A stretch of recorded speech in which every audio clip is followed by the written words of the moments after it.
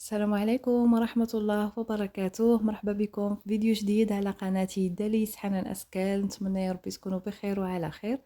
الوصفة ديال اليوم غنوجدوا مع بعضياتنا تحلية بالتفاح والتمر واللوز. تحلية كتجي روعة في المذاق، القوام ديالها غزال، كتجي لذيذة بزاف. نتمنى ان شاء الله تجربوها وغتعجبكم، توجدوها للسحور اولا للفطور، علاش لا.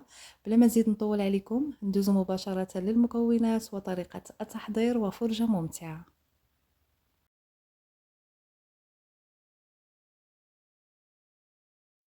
بسم الله على بركة الله. عندي هنايا 10 د الحبات ديال التمر. كتختاروا النوعية اللي كتكون رطبة، كتنقيوها وكتعملوها في اناء. كتضيفوا عليها واحد الحفنه ديال اللوز.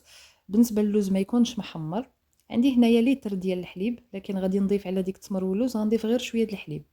عندي هنايا واحد التفاحه كبيره، غادي نقشرها ونقطعها مكعبات. غادي نضيف هنايا 10 د الحبات ديال بسكوي صابلي، اي بسكوي متوفر عندكم. غادي نضيف كذلك ديك التفاحه اللي كنت قطعت.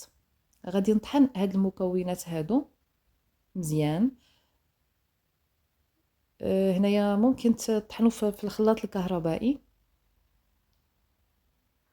يعني ماشي ضروري تطحنوا بالبليندر. المهم كنطحن ديك المكونات كامله.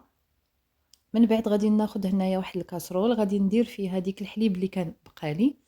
غادي نضيف 3 المعالق كبار ديال السكر سنيده اللي كيبقى على حسب الرغبه، ممكن تعملوه ممكن تستغناو عليه. عندي هنايا 2 ساشيات ديال الفلون بنكهه ديال الفاني، ممكن تعملوا الكراميل، انا كنفضل الفاني. غادي نخلط هاد المكونات مزيان حتى يذوب داك السكر والفلون. من بعد غادي نضيف عليه ديك الخليط اللي كنت طحنت ديال التمر واللوز وتفاح وصابلي بسكوي.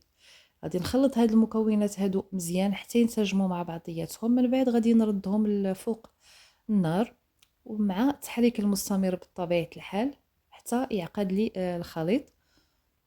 غير يبدا يبقبق صافي كنطفيو عليه.